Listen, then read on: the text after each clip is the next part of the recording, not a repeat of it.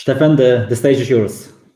I guess I should unmute myself. So am I loud and clear now? Yes. Great. So yes, exactly what you said. I think part of it is covered in Q&A, but I will definitely cover part of it as well in the slides. So let's just jump to it. I guess I'm a little bit time pressured now, but I'll see what I can do. So BetaDwarf, real quickly about us. We are located in Denmark, Copenhagen, Scandinavia, basically, and we are currently 32 full-time employees. If you count interns and contractors and so on, we are just below 40. We've raised a total amount of money of 8.1 million, and our mission is described as friendshipping the world with co-op games. You could also say that what we want to do is find the key to accelerate a friendship really quick between two strangers, or people who are not that intimate in a friendship yet. We want to accelerate that as well. Last time we kind of tried to describe this, for instance, in our Series A, we described ourselves with this little blurb, which I thought might be interesting. But that is that we are evolving co-op from our debut title, which was co-op, to the #1 strategy MOBA on Steam, which is our one of our current games. And in the process, we outsized some AAA communities with how we built them, and we can go into depth with that, but it's not currently part of the plan to talk about it. The past titles we've done is our debut game Forced. It was a premium game. It sold more than 500,000 units, which isn't insane, but it allowed us to continue without being reliant on anybody else. We could fund the next title, which we did, Forced Showdown. You could consider that, as I said, one of our least successful games that we learned a lot from, and was a catalyst for us focusing on the community building that we've then achieved with Minion Masters, which I would say one of the cool things this has achieved is, for instance, a Discord server that is only a fifth of the size of Fortnite's, and has been doing well for us. But a lot of the capital we've raised is for our fourth game, which is really the peak of what we want to achieve with our trajectory of specializing in mobile-like games, and is especially the one that where the vision is sharpened and is focusing on the acceleration of friendshipping, and that's what we are very much doing now. These two current titles. And I'd like to emphasize that we are made. I mean, I think every startup is probably unique. You could even, I guess, criticize the idea that we are a startup. But if we define it as somebody that's not necessarily 100% sure of what the business is that they're doing, and it's not yet in ultimate growth state, we would still be that. But we've been around for quite a while. Like 9 years ago, as this picture shows, we were sleeping in a classroom. We were still students, and we had basically found this deserted classroom and lived there illegally for almost a year until we were discovered. And this was our bootstrapping method to have very low costs and then basically focus on creating our first product. We had imagined it would take only half a year, and we did that 5 times in a row until it took us 3 years. But it did lead us to basically fund the company in that way, because when we had lived there for a year, we were thrown out, discovered one day and thrown out, and in the process we had saved up some money because we had paid 0 rent, of course, and then we put that into a co-rented house and finished the game almost from there, doing some Kickstarters and things like that, and then made our first game without getting cash from neither publishers or VCs. So far. So that means that we were kind of like slow bootstrapped, isolated game company that didn't have access to a lot of others to talk with. Maybe others can recognize this, but back then there was very few jobs in Denmark that was games oriented and really wanted to do this. So our main approach to that would be to build our own company, and that's kind of what we started out with. Additionally, when we started raising, for instance, for VC money, we had been profitable for some years, which is probably non-traditional for startups.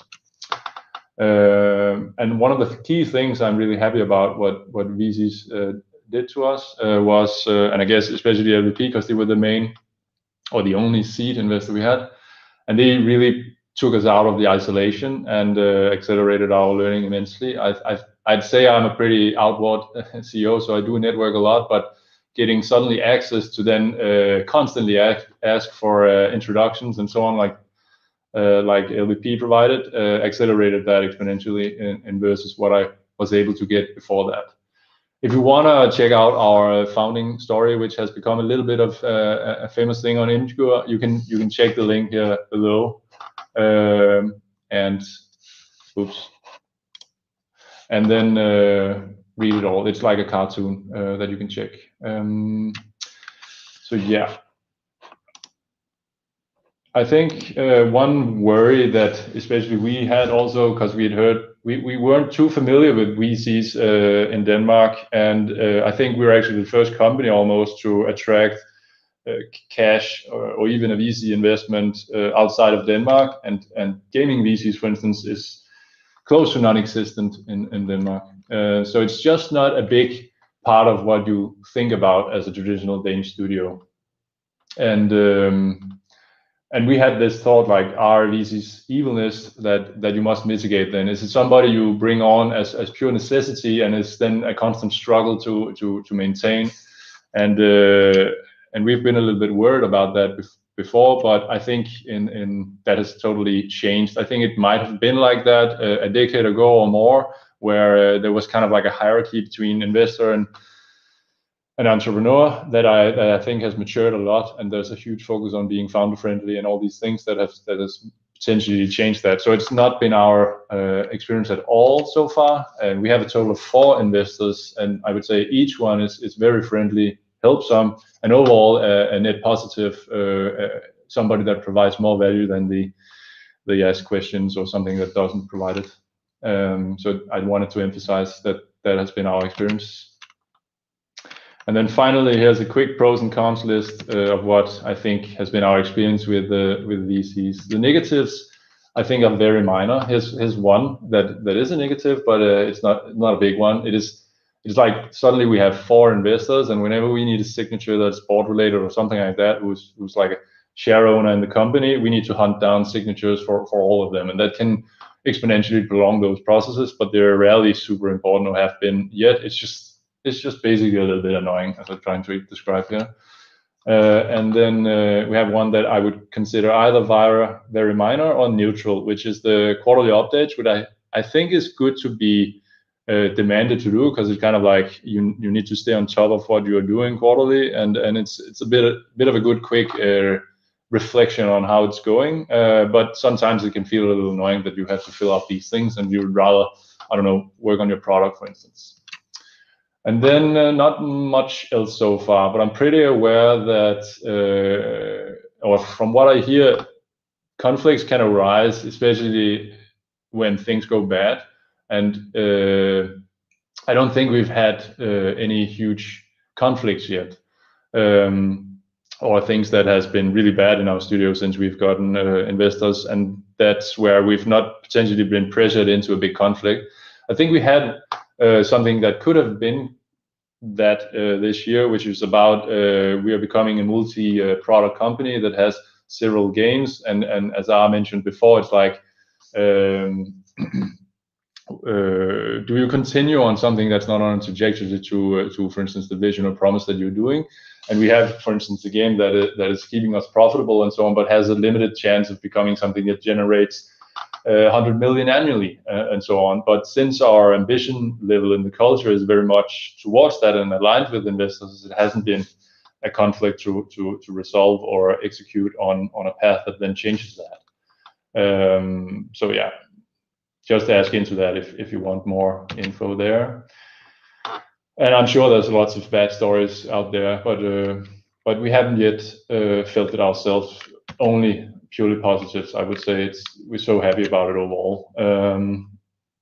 I think we benefit positive-wise a lot from the sparring that we get access to. You suddenly have somebody that that potentially cares a lot more about your company. Of course, they are invested in it, and the more you spend time with them, the more it becomes an actual caring relation. And I think that's super nice, especially if you're a CEO and sometimes you're introduced to a conflict or a personnel problem or something like that, where it's hard to spar with anybody about it, and suddenly you have somebody that might be able to relate, especially if they've been operational and have tried it before, and it's really nice and can be a stress reliever.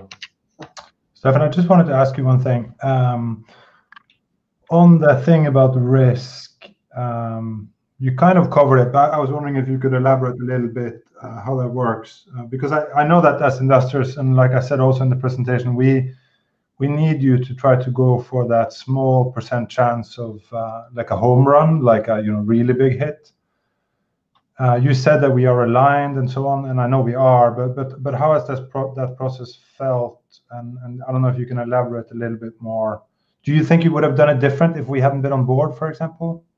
I think we had potentially been slower. I think that's part of the things that we benefit a lot from here, because we're so autodidact, or whatever you say in another language, but we are so self-taught and have been creating this company a little bit in a nutshell or isolated, that sometimes we lack a little bit of perspective. And I think I was a little bit guilty of initially thinking, oh, it's so insane to have annual revenue of 5, 10, 25 million or something like that, but it's not really that interesting to a VC. And I don't think it necessarily because we weren't ambitious. I think we would come to that point at some point, but I think it's just something you can very easily be guilty of if you don't talk with others and get out there.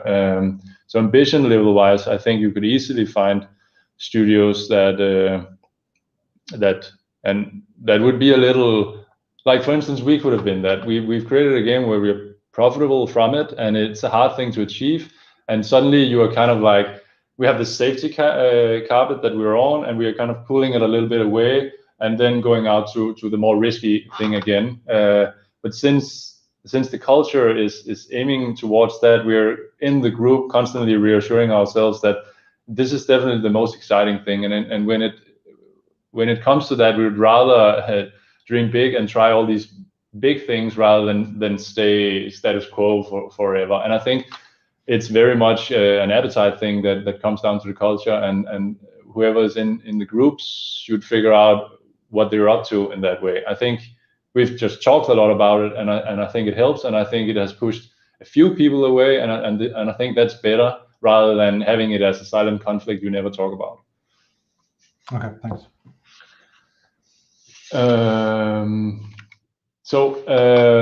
Yeah, another very positive thing is the network access. I think I brought that up, but a way that is also comes to life is getting access to a portfolio family, and you always, I guess you kind of feel it a little bit as a family. I think especially LVP and the other investor we have called OneUp is doing a lot of effort to create a community out of the portfolio family and introducing them to each other and creating a culture of helping and kind of like paying it forward and so on. So we got a lot of help from other Series A raisers to give feedback on when we were about to do it, and we are now trying to do the same.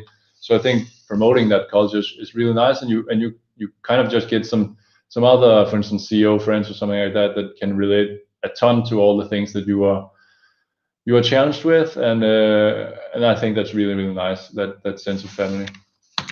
Then events, yeah, I guess especially LVP is creating some of the best events conference-wise. That probably one of the best conferences I've ever attended, because it's just so interesting people that are there, where I've encountered some people and created some initial friendships that are extremely valuable from this. So this is one of the biggest outside of the cash positives, I would say, there's as well.